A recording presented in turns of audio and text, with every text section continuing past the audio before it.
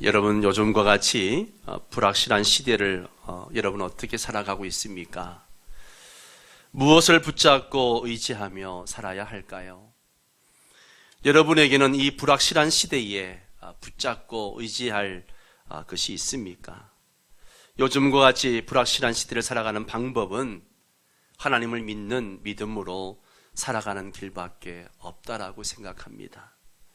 우리는 2020년을 시작하면서 많은 꿈과 계획들을 가지고 시작을 했습니다. 우리 교회도 50주년을 맞이하는 해이기 때문에 많은 계획을 가지고 시작을 했습니다. 그러나 우리는 개인적으로나 또 교회적으로 모든 것을 포기하다시피 1년을 보내고 2020년 마지막 주일을 맞이했습니다. 우리 중에 누가 이렇게 될 줄 알았습니까?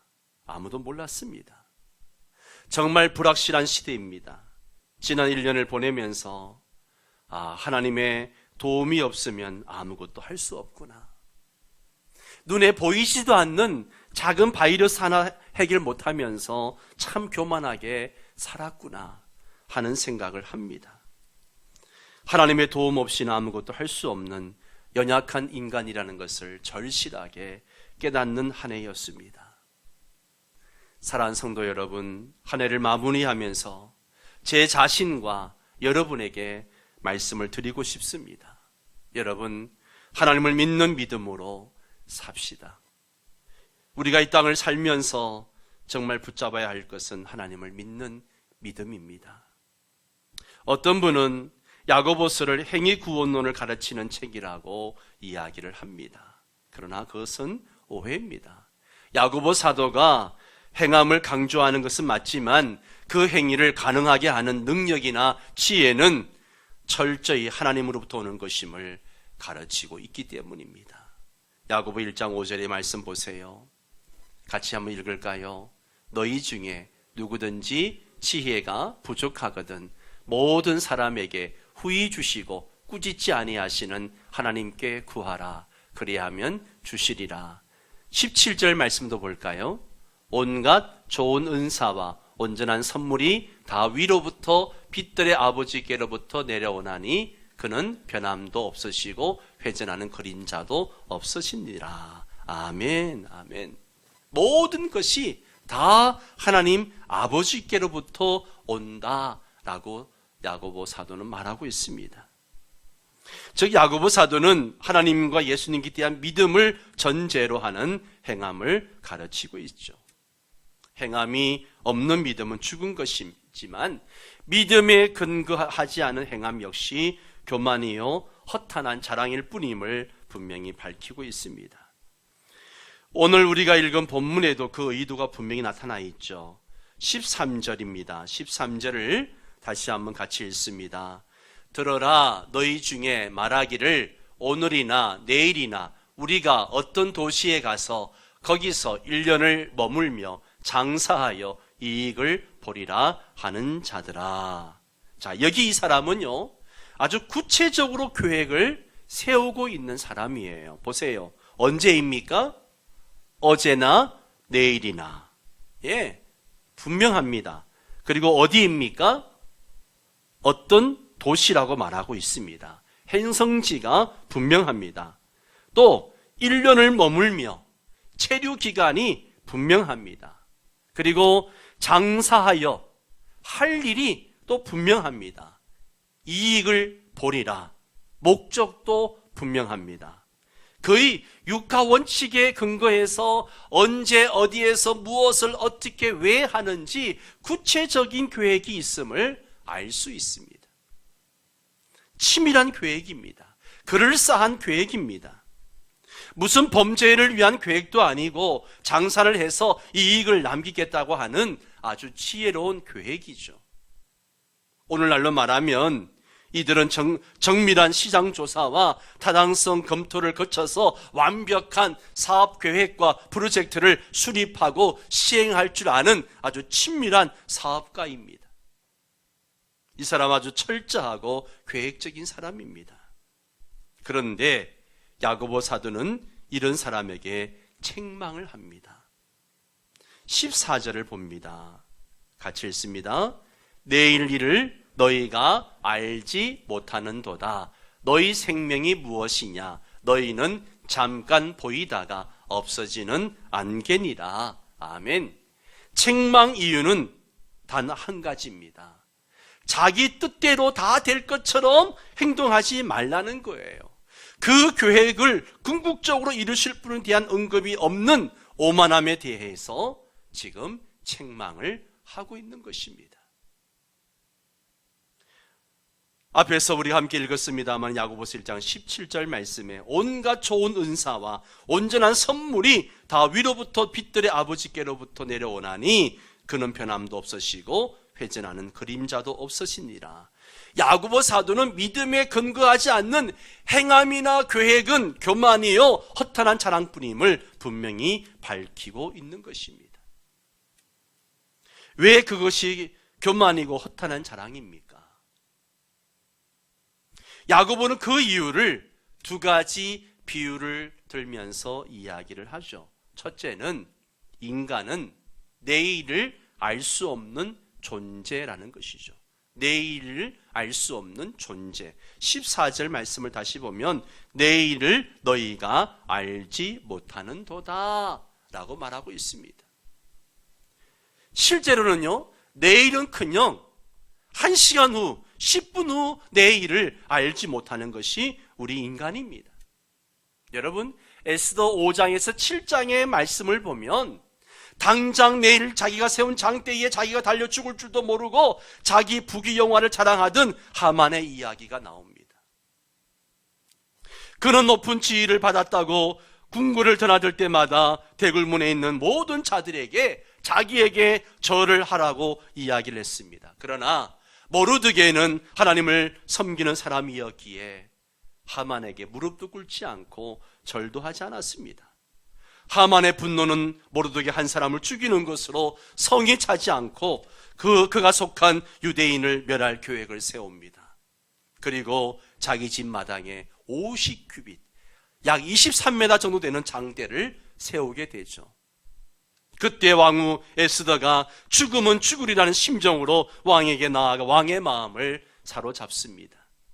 에스더는 왕과 하만이 잔치 와줄 것을 청하고 소원을 묻는 왕에게 지금 자기 민족이 진멸함을 당하게 되었음을 알리게 됩니다. 그리고 그 음모가 바로 하만의 지심을 밝히게 되죠. 그리고 하만이 모르드게를 달기 위해 마당에 나무를 세운 것까지 밝혀지게 됩니다. 진노한 왕은 하만을 그 나무에 달게 합니다. 결국 하만은 자신이 세운 나무에 매달려 죽게 된 것입니다. 이와 비슷한 일이 우리 한국 교회사에서도 있었습니다. 1900년 말 이용익과 김영준 친러 보수파 사람들이 친미 개화파 박정량, 이상재, 윤치호 등을 제거하기 위해서 기독교인 박멸 음모를 꾸몄습니다.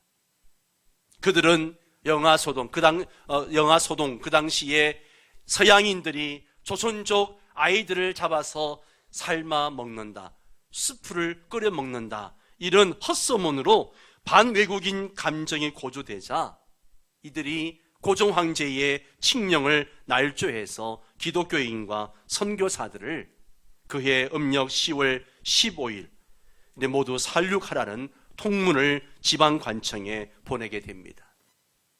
모든 유학파들이 가까운 서원에 모여 있다가 서양인과 예수교인들을 죽이고 교회와 학교와 병원을 모두 불태우라는 내용이었습니다. 다행히 이 정보를 해주에서 입수한 언더우드가 이 소식을 서울의 알렌 공사에게 전하는 방법을 궁리하게 됩니다. 그러나 바로 공사관으로 전보를 보내면 의심을 살 것이므로 언더우드는 에비슨 의사에게 전보를 보내기로 합니다. 그리고 영어로 보내면 또 중간에 친러파 관리들이 그것을 읽고 알게 돼서 없앨 수 있기 때문에 한국인들도 이해할 수 없는 라틴어로 전문을 급히 써보내게 됩니다. 에디슨은 전보문을 영어로 번역해서 알렌 공사에게 알렸습니다. 또 알레는 처음에는 믿지 않았으나 신중한 사람 언더우드가 보낸 것이라면 신빙성이 있다라고 생각을 했습니다. 그는 그 사건의 비상성과 그리고 중대성 때문에 즉각 외부에 알리고 이어서 고종을 아련하고 음모 사실을 보고합니다. 정부는 사실 확인을 위해서 강화도와 평안도에 있는 다른 선교사들과 교회들에게 알아보니까 그 칙령이 사실이거든요. 고종은 즉시 살해 칙령은 조작된 것이고 기독교인들을 보호하라는 새로운 명령을 내렸습니다. 이로써 기독교인 살해 음모는 사전에 저지되었습니다. 그리고 음모를 꾸민 김영준은 이 일과 이어서 발각된 인천 월미도 매각 사건과 연관이 되어서 1901년에 처형을 당하게 됩니다. 운명이 뒤바뀐 김영준은 에스더스에 나오는 하만과 같은 인물입니다. 그렇습니다. 이것이 한 치 앞도 보지 못하는 인간의 어리석음입니다. 요나 선지자의 이야기는 어떻습니까? 하나님의 명령을 피하기 위해서 배 밑창에 숨었으나 오히려 폭풍을 만나서 바다에 던져지는 신세가 되고 말았습니다. 누가복음 12장의 부자 농부에 관한 비유를 통해서 예수님은 내일을 자랑하는 어리석음에 대해서 교훈을 하고 있습니다. 한 부자가 밭에 소출이 풍성하니까 곡식을 쌓아둘 곳이 없어서 창고를 더 늘리고 그리고 하는 말이 내 곡간을 흘고 더 크게 짓고 내 모든 곡식과 물건을 거기에 쌓아두리라. 이렇게 곡간에 가득 쌓인 곡식을 바라보면 부자는 뭐라고 이야기합니까?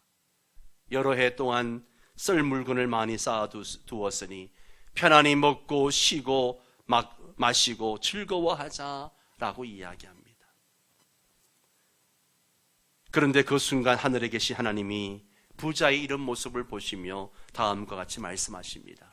어리석은 자여, 어리석은 자여, 오늘 밤에 내 영혼을 도로 찾으리니 그러면 네 예비한 것이 네 것이 되겠느냐. 오늘 밤 무슨 일이 일어날지 알지도 못하면서 창고를 넓혀서 먹지도 못할 곡식을 쌓아두고는 여러 해 쓸 물건을 많이 쌓아두었으니 편안히 쉬고 먹고 마시고 즐거워하자 했으니 미련하다고 하신 겁니다.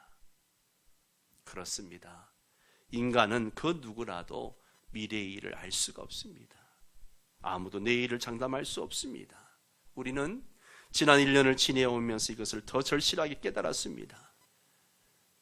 작년 이맘때쯤 중국 우한에서 우한폐렴이 발생했다는 소식을 들었을 때 우리는 그냥 바다 건너 나라 이야기로 생각했습니다. 그리고 우리는 우리의 계획을 가지고 살아가려고 했습니다. 그러나 우리의 내일은 알 수 없는 안개 속에서 1년을 헤매다가 오늘을 맞이했습니다. 인간은 그 누구도 미래의 일을 알 수 없습니다. 이것은 당연한 것이죠. 왜냐하면 우주 만물과 인생 만사는 오직 하나님의 섭리하에 움직이는 것이기 때문에 그렇습니다. 그리고 하나님은 이에 대한 모든 미래의 일들을 우리 인생들에게는 알 수 없도록 하셨기 때문이에요. 그래서 전도 기자는 뭐라고 얘기합니까? 같이 읽을까요? 전도서 7장 14절. 형통한 날에는 기뻐하고 곤고한 날에는 되돌아 보아라. 이 두 가지를 하나님이 병행하게 하사. 아멘. 하나님이 사람이 장래일을 알지 못하게 하셨기 때문에 너희들은 형통한 날이 되면 그저 기뻐하고 감사하고 곤고한 날이 오게 되면 너를 돌아보면서 기도하면서 지내라. 그렇게 말씀하시는, 우리가 할 수 있는 것은 그밖에 없다는 거죠. 전도서 8장 7절도 보세요. 사람이 장래일을 알지 못하나니 장래일을 가르칠 자가 누구이랴. 그래서 잠언 기자는 이렇게 말합니다. 같이 읽습니다. 너는 내일 일을 자랑하지 말라. 하루 동안에 무슨 일이 일어날는지 네가 알 수 없음이니라. 아멘, 아멘. 그렇습니다. 인간은요, 한 치 앞도 분간할 수 없는 어리석은 존재입니다. 우리 인생에 대해 분명히 알 수 있는 한 가지 사실은요, 우리가 알 수 있는 것은 극히 제한적이죠. 뭡니까? 인간은 반드시 죽는다는 거, 그리고 그 후에는 심판이 있다는 거, 이것밖에 없어요. 우리가 인생을 논할 때 알 수 있는 것은 이것밖에 없습니다. 그러므로 믿음에 근거하지 않는 계획이나 행함은 교만이요 허탕한 자랑일 뿐이라는 거예요. 믿음으로 살아야 될 이유가 여기에 있습니다. 두 번째는요, 잠깐 보이다가 없어지는 안개와 같은 존재이기 때문에 그렇습니다. 잠깐 보이다가 없어지는 안개와 같은 존재. 14절 말씀 중간부터 보세요. 너희 생명이 무엇이냐? 너희는 잠깐 보이다가 없어지는 뭐라고요? 안개니라. 안개니라. 내일을 예측할 수 없다는 사실뿐만 아니라 인생의 연약함과 요한함을 잊고 있다는 사실입니다. 얼마나 쉬사라지는 것이 인생이며 덧없는 것이 인생이라는 것입니다. 너희 생명이 무엇이냐? 너희는 잠깐 보이다가 없어지는 안개니라. 이른 아침에 산책을 나가 보십시오. 여러분의 앞길에 안개가 시야를 가릴 때마다 그것이 여러분 자신의 모습임을 명심하시기 바랍니다. 곧 아침 해가 떠오르면 사라질 것입니다. 그림자와 같이 속히 지나가는 것이 인생입니다. 이 비유는 우리가 어떻게 살아야 하는지를 잘 보여주는 말씀이죠. 그래서 러시아의 문호 톨스토이는 그의 인생론에서 이런 이야기를 했습니다. 우리에게 가장 중요한 순간은 바로 지금 이 순간이고, 우리에게 가장 중요한 사람도 바로 지금 내 앞에 있는 사람이다. 왜냐하면 과거는 이미 지나갔고 미래는 내 손 안에 있지 않기 때문이다 라고 말했습니다. 참으로 맞는 말이 아닐 수 없습니다. 요한 웨슬레에게 어떤 사람이 와서 물었습니다. 이런 질문을 했습니다. 선생님, 오늘 밤 12시 하나님께서 선생님을 부르신다면 지금부터 그때까지 뭘 하시겠습니까? 라고 물었습니다. 그때 웨슬레는 저는 지금까지 하나님을 믿는 믿음으로 살아왔던 것처럼 내가 하던 일을 계속 할 것입니다. 매일매일을 마지막 날이라고 생각하며 하루하루를 최선을 다해 살았던 것입니다. 이러한 그의 교훈은 전혀 새로운 것이 아닙니다. 이미 성경이 가르치는 바입니다. 사도 바울은 고린도 교회에 편지하면서 이렇게 말했습니다. 이르시되 내가 은혜 베풀 때에 너희에게 듣고 구원의 날에 너를 도왔다 하셨으니 보라 지금은 은혜 받을 만한 때요 보라 지금은 구원의 날이로다. 우리가 은혜 받을 수 있는 거, 또 구원 받을 수 있는 거, 내일 예수 믿고 내일 구원 받지 이럴 수 없다는 거죠. 내일은 나의 것이 아닙니다. 지금이 바로 은혜 받을 만한 때요, 지금이 구원의 날인 것입니다. 히브리서 기자도 같은 말을 하고 있죠. 히브리서 3장 13절 말씀 같이 읽습니다. 오직 오늘이라 일컫는 동안에 매일 피차 권면하여 너희 중에 누구든지 죄의 유혹으로 완고하게 되지 않도록 해라. 오늘 하루 동안 살면서 서로 권면하고 격려하면서 서로 그렇게 살아야 된다, 그런 이야기예요. 오늘 가족들이 모여서 함께 예배를 드리고 있을 것입니다. 혹시 가족들끼리 마음이 불편하고 또 거리가 좀 멀어져 있는 사람이 있습니까? 다음에 기회가 오면 화해하지. 아니요. 내일은 내 날이 아닙니다. 내일은 내 날이 아니에요. 오늘 동안에, 오늘 중에 피차 권면하고 그리고 서로 격려하며 살 것을 얘기하고 있습니다. 그렇습니다. 누구나 내일을 장담할 수 없고 한낱 안개와 같은 것이 연약한 인간입니다. 그렇기에 안개 같은 인생을 살아가는 우리들은 주님의 뜻을 가장 먼저 물어야 하고 주님의 도우심을 간절히 구해야 됩니다. 15절 16절을 같이 읽습니다. 너희가 도리어 말하기를 주의 뜻이면 우리가 살기도 하고 이것이나 저것을 하리라 할 것이거늘 이제도 너희가 허탄한 자랑을 하니 그러한 자랑은 다 뭐라고요? 악한 것이라. 주의 뜻이면 우리가 살기도 하고 이것이나 저것을 하리라. 이것이 우리 성도들이 마땅히 고백해야 할 고백입니다. 주의 뜻이면. 왜냐하면 시간의 주인은 하나님이시기 때문에 그렇습니다. 예. 시간의 주인은 하나님이십니다. 잠언 16장 9절에서 잠언 기자는 이런 말을 하죠. 사람이 마음으로 자기 길을 계획할지라도 그 걸음을 인도하시는 자는 여호와이시니라. 예. 우리가 여러 가지 계획을 세우고 또 치밀하게 계획을 세운다 해도 결국 하나님이 허락하지 않으면 할 수 없다는 것을 절실하게 지금 깨닫고 있습니다. 그렇습니다. 우리 주님은요, 우리 인생의 알파요 오메가이십니다. 우리 인생을 시작하게 하신 분도 하나님이시요 끝나게 하시는 분도 하나님이십니다. 이 2020년을 처음 시작하게 하신 분도 하나님이시고 이 2020년을 마지막 끝나게 하시는 분도 하나님이십니다. 그리고 우리에게 새해를 허락해 주시는 분도 하나님이십니다. 이 사실을 정말 제대로 알고 있는 사람이라면 어떤 계획을 세우거나 실행하기 전에 먼저 하나님의 계획과 도움을 구하는 순서를 따르게 될 것입니다. 1년을 마무리하면서 많은 성도들이 힘들게 이 1년을 보냈습니다. 아침 일찍 교회 나와서 기도하면서 얼마나 힘든 시간들을 보내었을까, 그런 생각을 하며 기도를 하면서 또 한편으로 참 감사하기도 했습니다. 하나님께서 그나마 우리를 지켜주시고 이렇게 건강하게 여기까지 지나오게 된 것이 또 얼마나 감사한가. 코로나 때문에 불평하고 원망을 많이 했는데 참 감사가 부족했구나 하는 생각도 하게 되어졌습니다. 성도 여러분, 이렇게 힘들게 1년을 이제 마무리하고 새해를 또 준비를 합니다. 여러분이 어떤 계획을 세우거나 실행하기 전에 먼저 하나님의 도우심을 구하는 기도를 드리시기를 바랍니다. 하나님의 은총을 구해야 됩니다. 그렇지 않고 이러저러한 내가 이렇게 저렇게 하겠다, 이 성경에 나오는 이 사람처럼 어느 도시에 가서 내가 사업을 시작해서 큰 돈을 벌겠다 큰 소리 치는 것은 허탄한 자랑이 아닐 수 없다라고 이야기합니다. 나아가서 그것은 악한 것이라고 성경은 말하고 있습니다. 하나님이 없는 계획은 악한 것이라는 겁니다.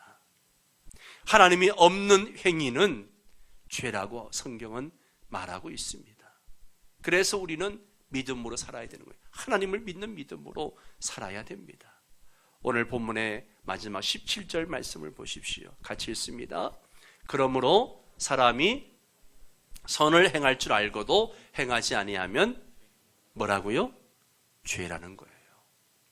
여기에 선이라고 하는 것은 착한 것을 의미하는 것이 아니에요. 그런 개념을 뛰어넘는 개념입니다.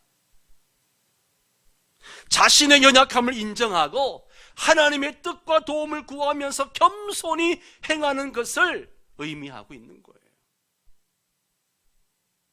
이 성경에 나오는 사람처럼 자기 마음대로 내가 어느 도시에 가서 내가 해보겠다, 이것이 아니고 나의 연약함을 깨닫고 하나님의 뜻과 도움을 구하면서 그렇게 계획하고 실행해 나가는 것을 의미하는 거예요.